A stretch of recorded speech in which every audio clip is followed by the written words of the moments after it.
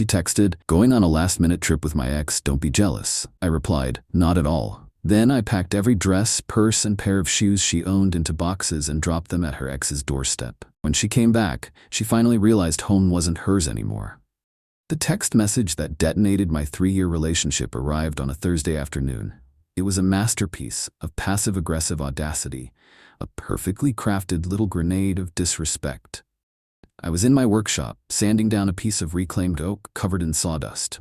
My phone buzzed on the workbench. It was from my girlfriend, Amelia. It read, "Going on a last-minute trip with my ex, don't be jealous." I just stared at it, not with anger, not with shock, but with a strange, sudden sense of calm. It was the final data point in a long equation that just wasn't adding up. Her ex, a guy named Julian, was a trust fund kid she dated in college. He was her permanent what if, the ghost she kept on a leash, texting him whenever she was bored or wanted to feel desired. I knew they were friends, but this was a new level of brazen. The "don't be jealous" part was the real work of art. It wasn't a request, it was a command. It was designed to put me in an impossible position. If I got angry, I was the jealous, controlling boyfriend. If I said nothing, I was a doormat who was fine with her running off with another man. She thought she had me checkmated. I wiped the sawdust from my hands, picked up the phone, and typed my reply. "Not at all." Then I added one more message. "Have a great time." I put the phone down, turned on my sander, and went back to work. The low hum of the tool was the only sound in the workshop, but in my head, the gears were turning with perfect, silent precision. She thought this was a test of my confidence, a little power play to keep me on my toes. She had no idea it was a final exam, and she had just failed with flying colors. She was going on a trip with her ex. Fine. I was just going to make sure she had everything she needed to stay there. Permanently. Update 1. It's been 72 hours since Amelia left for her last-minute trip. For her, it's probably been a whirlwind of cocktails and reminiscing with her backup plan. For me, it's been a project. And like any project I take on, I approached it with a plan, the right tools, and a focus on a clean, professional finish. After our text exchange, I didn't hear from her again. No flight details, no miss you texts, just silence. That was all the confirmation I needed. The moment I finished work on Thursday, I went back to the house, my house, and started phase 1. The first thing I did was pack. Not for me, for her. I went into our bedroom and opened her closets. It was like a high-end department store had exploded. The sheer volume of stuff was insane. Designer dresses, hundreds of pairs of shoes, a collection of handbags that probably cost more than my first car. For 3 years, I had subsidized this lifestyle. I'm a carpenter. I own my own custom furniture business. I do very well, but I'm a simple guy. I thought I was providing for a partner. I realized now I had been funding a contestant in a game I wasn't even playing. I didn't just throw her stuff in trash bags. That's what an angry, emotional man would do. I'm not that man. I went out and bought 24 high-quality wardrobe boxes and packing supplies. I spent the entire night methodically and carefully packing every single thing she owned. I folded every dress. I wrapped every purse in tissue paper. I put every pair of shoes back in its original box if she'd kept it. It was a strangely calming process. It was like I was archiving a part of my life, boxing up a 3-year mistake. By Friday morning, her entire existence in my house was contained in 28 neatly labeled boxes stacked in my living room. Her half of the closet was empty. Her bathroom counter was clear. The dozens of photos of us that she'd insisted on putting everywhere were taken down and packed in a box labeled miscellaneous. The next step was logistics. Where was Julian, the ex, living these days? I had a pretty good idea. A few months ago, she had accidentally left a birthday card for him on the kitchen counter. It was addressed to a fancy new high-rise building downtown. A quick search of public property records confirmed he owned a condo on the 34th floor. Easy enough. On Friday afternoon, I rented a small moving van. I loaded all 28 boxes myself. Then I drove downtown to Julian's building. I parked in the loading zone and started unloading. The doorman, a guy in a crisp uniform, tried to stop me. "Can I help you, sir? All deliveries have to be scheduled." I gave him my most sincere, apologetic smile. "I am so sorry to do this to you," I said, pulling a $100 bill from my wallet and handing it to him. My friend Julian's girlfriend Amelia is surprising him. He's out of town with her right now, and she wanted all of her things moved into his place as a romantic gesture before they got back. A bit of a move-in surprise. The doorman looked at the 100, then at me. He was probably used to the weird, impulsive drama of the rich. He just sighed and pointed me to the service elevator. 34B. Don't make a mess. I spent the next hour hauling 28 boxes of a woman's entire life up to the 34th floor. I stacked them neatly and compactly right in front of Julian's front door. It was a beautiful, imposing wall of cardboard, a monument to bad decisions. On the very top box, I taped an envelope. Inside was a simple, typed note. It read, "Julian, it seems Amelia has made her choice. I'm a big believer in not standing in the way of true love. She's all yours now. I've taken the liberty of forwarding her belongings to her new address. All the best, the ex you didn't have to worry about." I took a picture of the scene with my phone. The wall of boxes, the sleek, modern hallway, the number 34B on the door. It was a work of art. I drove home, returned the moving van, and went back to my now wonderfully quiet and minimalist house. I spent the rest of Friday cleaning. I changed the sheets on the bed. I rearranged the living room furniture the way I actually liked it. It felt like I was reclaiming my own space, my own life. On Saturday, I had all the locks on the house changed. I also installed a new security system with a video doorbell. Then I called my younger sister, Claire. She's a nurse who just finished her residency and was starting a new job at a hospital in my city. She was living in a tiny, terrible apartment an hour away, stressed about the commute and trying to save money. "Hey," I said, "I've got a proposition for you.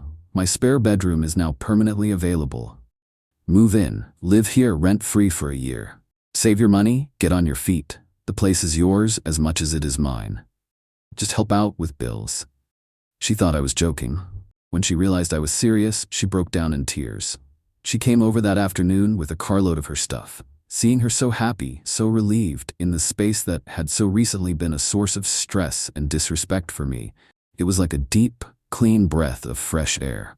So, while Amelia is off on her little romantic getaway, thinking she holds all the cards, her entire life has been systematically dismantled and rerouted. She has no idea. Her tea won't work, her clothes are gone, and her spot in my home has already been filled by someone who actually deserves to be there. She's due back tomorrow night. I've already forwarded the picture of the boxes to her with a simple caption, "Looks like your delivery arrived." Her phone has been silent ever since, the silence of a person who has just realized they have made a catastrophic, life-altering mistake. Final update. The end was not a dramatic, tearful confrontation at my doorstep. It was a series of desperate, fragmented voicemails and a final, pathetic email. It was a complete and total implosion, and I had a front-row seat from the comfort of my own, newly peaceful home. After I sent her the picture of the boxes stacked in front of Julian's door, Amelia went dark for about 12 hours. I can only imagine the conversation that took place on that last-minute trip. The fun, romantic getaway probably came to a screeching halt the moment she realized her ex-boyfriend had just become her new, unwilling roommate. The first voicemail came in on Sunday morning, the day she was supposed to fly back. It was her voice a frantic, high-pitched whisper. "What did you do? Call me back right now, this isn't funny." The next one came an hour later. It was from Julian. His voice was cold, clipped, and furious. "Listen, man, I don't know what kind of game you're playing, but you need to come get this stuff. Now, Amelia is a mess, and this is not my problem." I didn't call him back. It was, in fact, now his problem. I had the delivery receipt.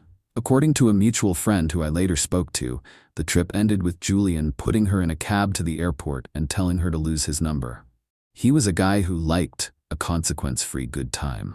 He was not a guy who was interested in a surprise, live-in girlfriend with 28 boxes of baggage. Amelia's voicemails got progressively more desperate throughout the day. They shifted from anger to pleading. "Okay, I'm sorry, it was a stupid joke. Please just call me. I'm at the airport. Where am I supposed to go?" I didn't respond. I was busy helping my sister Claire set up her new bedroom. We ordered pizza, watched a movie. It was the most relaxed I had felt in years. Amelia got back into town late on Sunday night. The final act began around 11 p.m. My video doorbell lit up. It was her, standing on my porch, trying her key in the new lock. I watched on my phone as her confusion turned to panic. She started banging on the door. I let her go for a few minutes before I answered through the intercom. "Can I help you?" Her head snapped up to the camera. "Alex, let me in. What is going on? My key doesn't work." "It's not your house anymore, Amelia," I said, my voice calm and clear through the speaker. "You don't live here." "What are you talking about?" "My stuff is gone. You can't just kick me out," she screamed. "I didn't kick you out," I said. "I just facilitated your move. You made it clear you wanted to be with Julian. I just helped you get your things there so you could start your new life together." It seemed like the supportive thing to do. The cold, hard logic of it seemed to break her. She just stood there, speechless. At that moment, the porch light flickered on, and my sister Claire, woken up by the noise, opened the door a crack. She was wearing pajamas and looked confused. "Is everything okay out here?" she asked. Amelia just stared at her, a pretty, kind-faced young woman standing in the doorway of her house. She wasn't a romantic rival, but she was something worse. She was my family.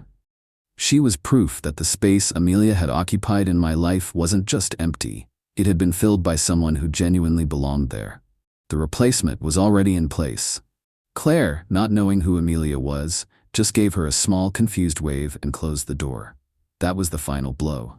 Amelia didn't yell anymore, she just crumpled. She sat down on my porch steps and started sobbing.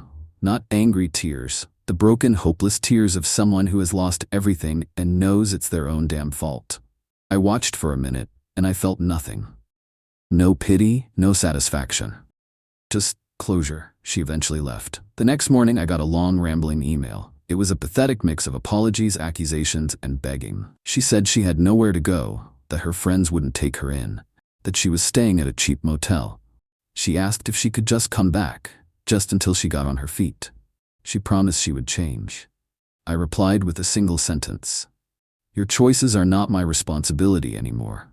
Then I created a filter to send all of her future emails directly to the trash. I blocked her number. I erased her from my life as completely as I had erased her from my house. My life is quiet now. My sister is thriving in her new job. The house feels like a home, not a showroom. I've been spending more time in my workshop, building things that are solid and real and meant to last. Amelia wanted to test the boundaries of our relationship. She wanted to see how far she could push me. She found out. She flew 1,000 miles to be with her ex, only to find out he didn't want her. And she came back 1,000 miles, only to find out I didn't want her either. She's exactly where she wanted to be.